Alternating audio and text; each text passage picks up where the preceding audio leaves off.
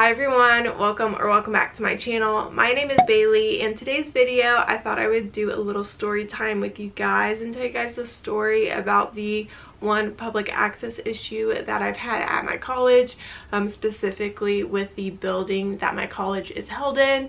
Before I get into all the details, if you like this video, make sure to give it a big thumbs up, hit that subscribe button down below. I make a lot of dog related content, service dog training. I have a pet dog that I do some training with. Just really anything dog mom, service dog, anything dog related. I make this kind of video, so stick around if you're interested in that. And without further ado, let's get into the story. Alright, so like I mentioned, I had a public access issue at college, particularly the building. So my college is very tiny, small, and so it doesn't have its own dedicated building. There's like a bunch of businesses in one building, and my college has like one of the corridors that is in this building on like one of the floors. So I have been going to this school, or had at this time been going to this college, to this building for 2 years. I had no problems like with my college about getting accommodations and having at the time Moose, my service dog, coming to campus with me. No issues whatsoever. So this public access issue occurred last summer, and I want to say it's beginning of the summer term. Really quickly, my school goes year-round, so there are 3 terms: spring, summer, fall. You don't have to go year-round. I did to get done quicker, which I'm very glad I did. But anyway, so at the beginning of the summer term is when this happened, and keep in mind that I've been going to the school for 2 years at this point, and I only had the summer and fall terms left. So I was almost done with school, had been going there for a while, and then this happened. So I got a message from my counselor saying, hey, you need to go to the front desk and talk with the building about having Moose, my service dog at that time. And the message was pretty vague, and at this point I was like, no, I don't need to. Like, I've been going to the school for 2 years. There's been no problem. Also, he is a fully task trained service dog. I'm not gonna do that. Also, there was like no reason in the message. I don't know, I was just like, I'm not just gonna go down there and I don't know what's going on. Literally no details, no information. It was just like, hey, go to the front desk. So I pretty much like brushed it off. I ignored it. Didn't think it was that big of a deal. So about a week passes from receiving that message, and while I was on campus for a class, my counselor actually called me into her office.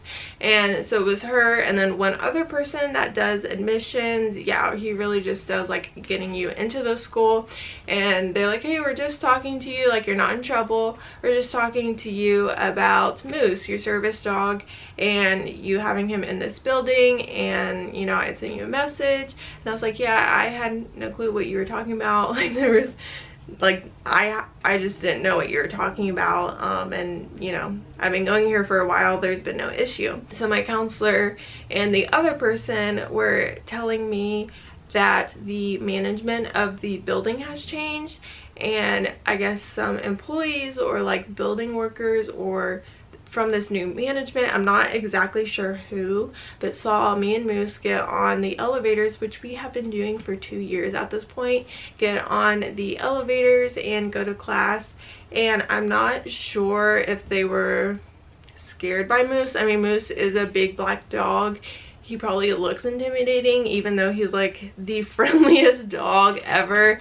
He was the friendliest dog ever. Like, he would never hurt anyone. So I don't know if it was that, or you know, they're like, oh, a dog on the elevator like that. No.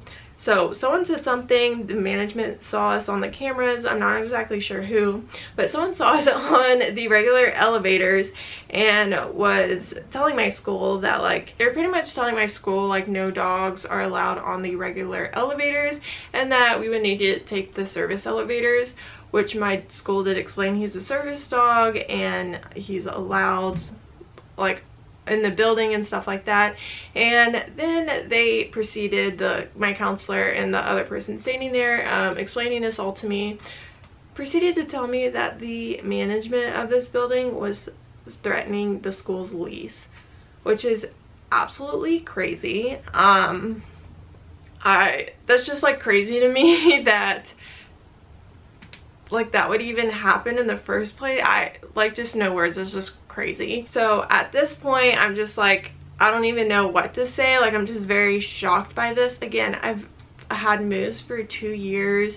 We've been riding those elevators for 2 years. He literally gets in, sits next to me, and then we get off. Like, he's never done anything bad or has never had bad behavior. I just like don't know what to say. And then they're like, yeah, it would be helpful if you had like papers for him. It was also this point of the conversation too where I could tell, not my counselor, but the other person, the admissions person that was in the room, also explaining this to me, what was going on, that they're just not educated, fully educated about service dogs and the ADA, the law on them, asking me for papers, or if I had like a doctor's letter, which like I had already sent it to them, they should have it on file. So I would have to like go dig in the past emails and like they should have it. I already sent it to them, and again 2 years later, and this is now all a problem. So then they were asking me to take the service elevator, which as a service dog handler, public access issues are so nerve-wracking. You either have to stand up for yourself or not cause problems for yourself. I feel like there's no good in between. And as this was my school and somewhere where like I still have to attend, like if I want to complete my degree, it's not like a store that, oh, you know, I'm never gonna go there again. I did explain, like, you know, service dogs do not have papers, and you know that he's a fully trained service dog and that he is allowed to be on the regular elevators, and that we've been doing this for 2 years and it's not been a problem, and that I have sent documentation of like me needing him, like that letter, to them before, and they should have it on file. And you know, I'll try and like find the letter again, but it's been 2 years since I've sent that particular letter. Pretty much it ended with them asking me to take the service elevator, and that they understood it was not right, but that the lease for the school was being threatened. So in that moment I decided to say, okay, I'll take the service elevator. You know, it hasn't been a problem before, but that's crazy that they're threatening the lease. And sure, like whatever. And again, I was thinking I still have to go to this place, and I don't want to cause problems for my school, for where I don't know, just hinder me completing my degree or just being uncomfortable going there. And so yeah, that's kind of how I left the conversation, and also wanted time to think that maybe I could talk to someone at the building. Really, I was just like overwhelmed and just kind of shocked by the situation, that I was just like, okay, you know, I did explain about service dogs to the counselor and the admissions person, but okay, whatever, I'll take the service elevator, you know, fine. So after this conversation, I leave the school, the part of the building that my school is in, and head to the elevators. Again, we're on like the 3rd or 4th floor, so you have to take either the escalators, which I don't do with my service dogs, or the elevators. So taking the elevator, and to get to the service elevator, or even to get into the building, you have to have a badge, and then to use the service elevator you have to put your badge up to the scanner thing for the service elevator to open to you. So I go to the service elevator, put my badge up to it, and like it's not working. So I have to go back to my school, and I'm like, I'm trying to get out of this building. I'm not allowed to use the regular elevators. I have to use the service elevator, but I don't have access to it. So like, how do I get out of this building? So yeah, I explained that to the counselor that I was just talking to, and she gets the president of the school involved.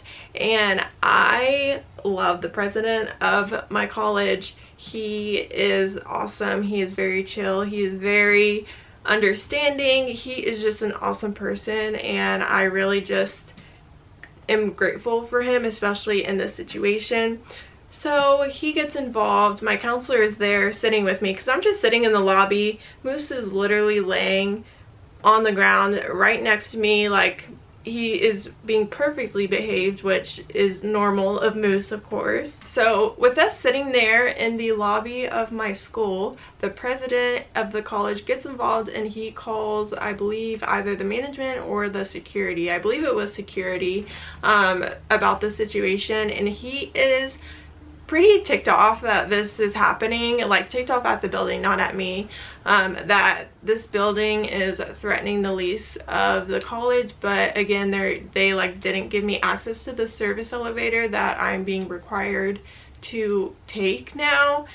So I'm just sitting there. So he's going off on them about service dogs and how it's a service dog and this is medical equipment. Like, the president of my college is very educated about service dogs, let me tell you. So he's kind of, you know, aggravated and frustrated with the building. So that phone call ends with having security coming up and having to escort me out of the building. I'm laughing because it's ridiculous, even just to say out loud, like, Moose was a very well-behaved dog to begin with, but he was also a fully trained, task-trained service dog. And we've been going to the school for 2 years. Never had a problem until the building changed management.